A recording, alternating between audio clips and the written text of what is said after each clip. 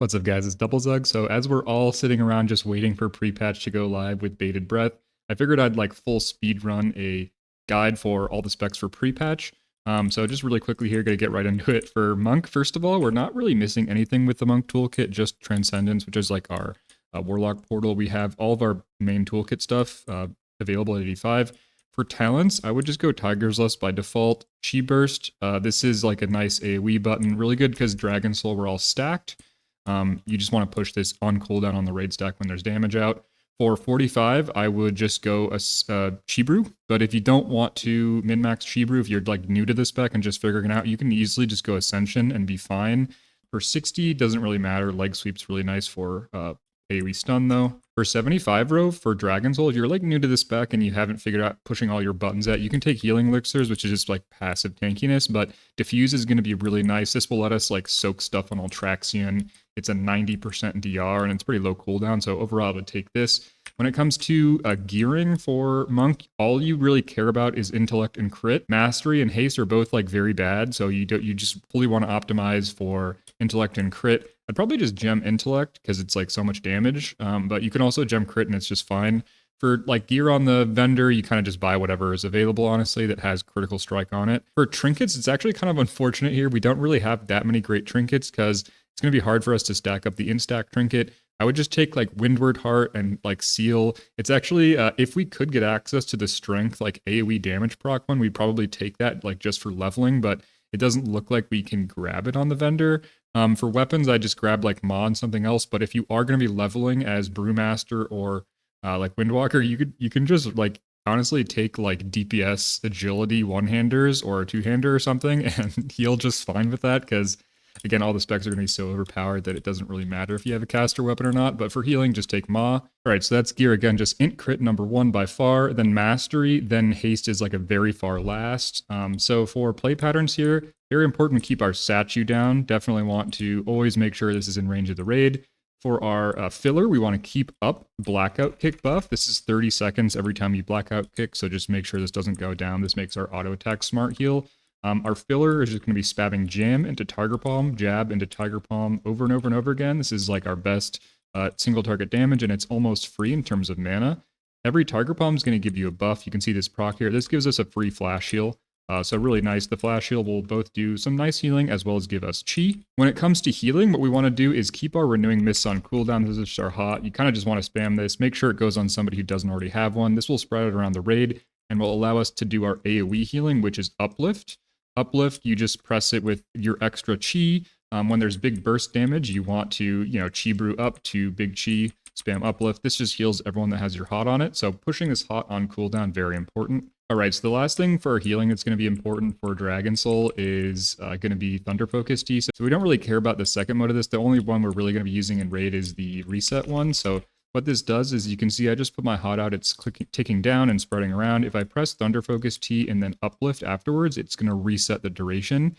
So this is not only going to like increase the value of your hots that are already out, but it's going to allow you to get more on the raid so that your uplifts are going to be hitting more players.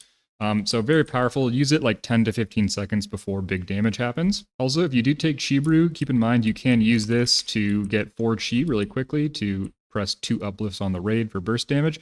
So that's literally all you really have to pay attention to for healing in Dragon Soul. Use your Chi Burst when there's big AoE, uplift when there's big AoE. Otherwise, you're just kind of spamming jab and Tiger Palm and pressing your hot on cooldown. There's not really much AoE in Dragon Soul, but for dungeons, you're going to be spamming Blackout Kick and Spinning Crane Kick. Spinning Crane Kick, if it hits 3 friendly or enemies, is going to give you Chi. If it hits 3 enemies, it's going to give you muscle memory. You don't really have to care about this too much. Basically, just if there's 3 or more targets, you want to be spamming this as well as Blackout Kick, and you're going to do crazy damage and crazy healing. All right, so next is Shaman. Really the only thing we're going to be missing here that's important is Ascendance, and our 90 row is really not that impactful for Resto Shaman. You'll be missing, like Primal Elementalist or something, which is a little bit of damage. All of our healing stuff is already here.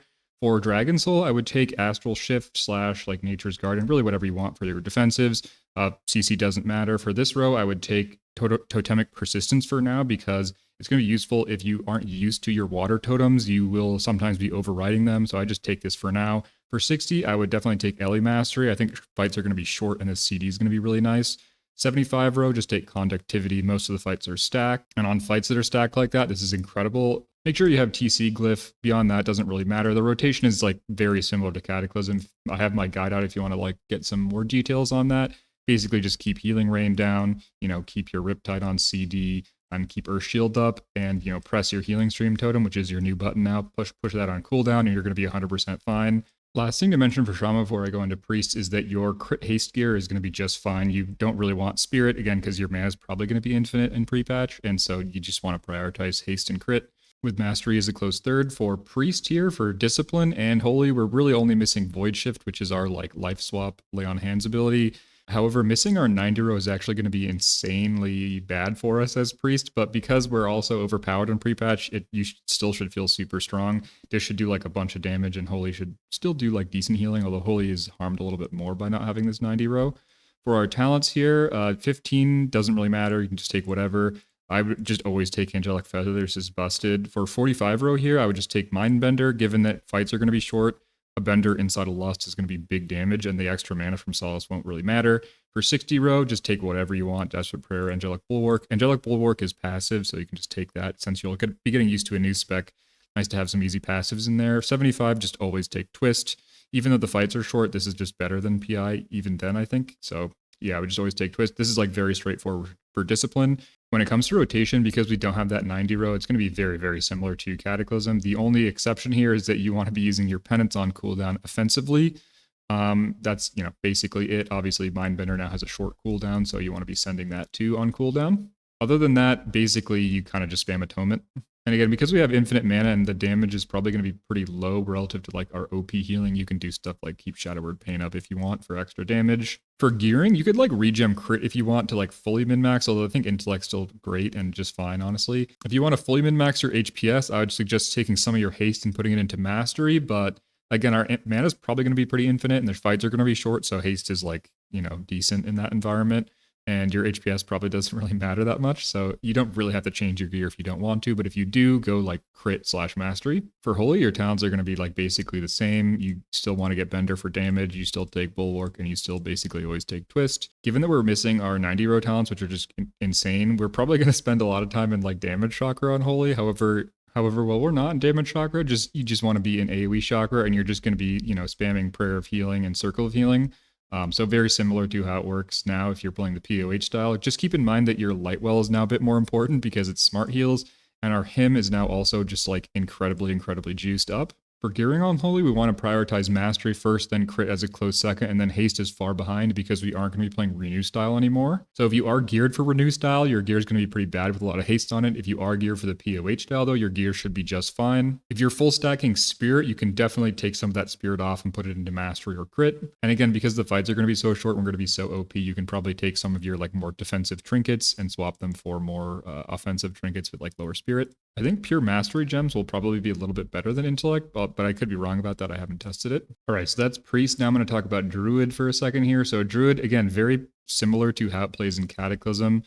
Missing our 90 row is kind of bad for our damage because Heart of the Wild would probably be pretty incredible on these like very short timer fights, but it's fine. For 15 row, I would take like Displacer Beast. This is basically just Blink. So pretty insane mobility here. Not going to get too much use out of this in Dragon Soul, though. For 30, just take Ysera's Gift. It's just smart healing based on your health. Very powerful. I take Typhoon for like ad management. There's not really any ads in Dragon Soul, though, so it doesn't matter. For 60 row, you can take Incarn if you want to have Tree Form. By default, though, I would just take Soul of the Forest. Try to get used to using this. It's pretty powerful. So yeah, I would just default to Soul of the Forest. Basically, what you're going to be doing with this is every time you Swift Bend, you want to use this buff you get on a Wild Growth. And the way I'd recommend you doing this is just delaying your Wild Growth to always pair it with a Swift Bend. So you don't want to press your Wild Growth on cooldown anymore. You want to delay it for your Swift Bend. Also for Glyphs, Glyph of Efflorescence is actually insanely important. This is what makes our Efflo pop up around our Shroom. This is now just always up, so keep your mushroom underneath the raid. Other than that, it's just the exact same stuff as always with Druid. You want to be, pressing your Wild Growth with your Swiftmend and spamming Rejuve on the raid, keeping your Life Blooms up on the tank. Very, very standard. The only other thing to mention here is that as you, spam your Rejuve on the raid, you're going to charge your mushroom up, and then you can bloom your mushroom to just pop and do a whole bunch of AoE healing.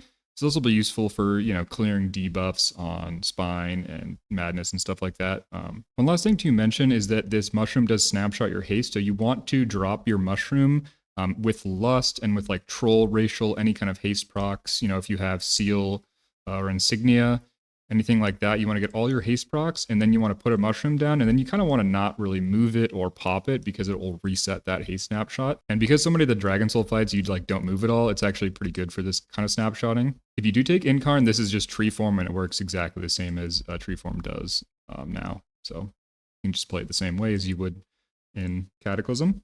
For gearing, we're still haste mastery. There's a whole bunch of new breakpoints and stuff like that, but I just wouldn't really care about that in pre-patch. It's not a huge deal. But if you do want, you can like look at the haste breakpoint sheet. The really important ones are Wild Growth with Soul of the Forest and Rejuve. So if you can get to like a Rejuve breakpoint and then just cap it off and get mastery after that, you'll be fine. Gemming Intellect's fine, so you don't really have to replace any of your gems, honestly. All right, so last let's talk about Paladin. So missing our 90 row on Paladin's not honestly a huge deal. These are really strong buttons. Holy Prism would have been really nice for like 5-mans and stuff, and I think Hammer would have been really good for like raid, but not a huge deal. We still have like all of our core toolkit. For spells, we're only missing Blinding Light rather, which is like not a big deal. It's mostly a PvP thing. For our talents here, for 15, you can just take anything. Doesn't really matter for Dragon Soul. I just take the passive one because it's easier. Again, 30 is just PvP shit, so who cares? For 45 row, this is like our actual real decision here. It's going to be between Selfless Healer and Eternal Flame.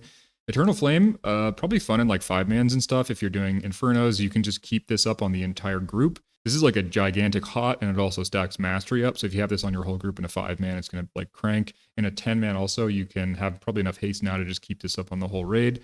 But for 25, I would just take Selfless Healer. This is really powerful. Makes our Judgment now generate Holy Power. And these have their cooldowns reduced by haste now, which is really nice.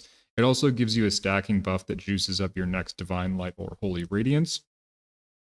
So basically the play pattern for Selfless Healer is just always use your Judgment on cooldown, always use your Holy Shock on cooldown, and then, you're going to be spending all your Holy Power on LOD. So that's really simple, right? You don't even have to aim LOD. It just automatically does whatever it does. And now, meaningfully, it just does an AoE around you. It's not conal anymore, so you don't even have to aim it. So you're just spamming Holy Shock, CS, and Judgment, and you're spamming LOD with your Holy Power. And then when you get 3 of these stacks, you just want to send a Holy Radiance. That Holy Radiance will be like hugely buffed and also not cost any mana. If you do need to just actually pump, though, you can always just spam Holy Radiance. And this will still generate Holy Power, so you can spam Radiance and LOD and weave some Holy Shocks in there. So this Selfless Healer playstyle is going to play very, very similar to how Holy Paladin does already, so it won't take too much adjustment. Really, the only adjustment is you now want a Judgment on cooldown. For a 60 row, just take Clemency. This gives you double hand sack, double bop. Really nice for like Madness, for Impales and stuff like that. You can do all of them with just one Paladin. Our 75 row, I would just always take Holy Avenger for this.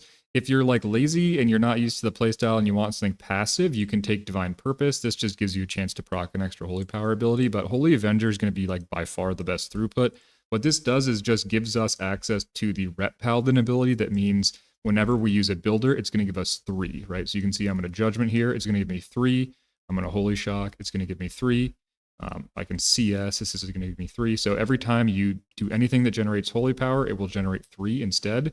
This is just crazy, crazy burst healing, and it's not random like Divine Purpose, and it's just much better than Sanctified Wrath, in my opinion. So yeah, that's what I would take. This is the setup I'd take for really all content. However, if you do want to mess around with Eternal Flame, all the other talents are the same. The only difference here is that you won't be using Judgment, and instead of spending your Holy Power on LOD, you'll be spending your Holy Power on Eternal Flame, which just does the same direct healing as a Word of Glory, but leaves a 30-second hot on the target. So again, for 5-mans, that's going to be really powerful. For gearing, Paladin's actually in kind of a bad spot here, where like you don't really want Spirit. Again, we're probably just going to have infinite mana. And if you have melee uptime with your new seal, you're going to have a huge amount of mana. So I would dump like all your Spirit and Haste into Crit and Mastery. Mastery is a little bit better for Selfless Healer, and Crit's a little bit better for Eternal Flame, but basically you just want to stack as much Crit and Master as you can get. And if you are playing Selfless Healer, I would actually re-gem full Mastery. For Trinkets, you probably want to run like more aggressive options again than like the Spirit stacking one you'll probably be running now. But as I've mentioned before, the geared min-maxing here is not going to matter too much. You're going to feel very, very powerful on every healer in pre-patch just because of how the low-level scaling works. All right, so there it is. That's my any % speed run of the pre-patch guide video. If you enjoyed, send a like, subscribe, all that stuff. I'll answer questions below. I'm also going to be releasing guides for all the healer specs I haven't already done sometime before launch. So, if you are interested in that, do subscribe. Thank you for watching. See ya.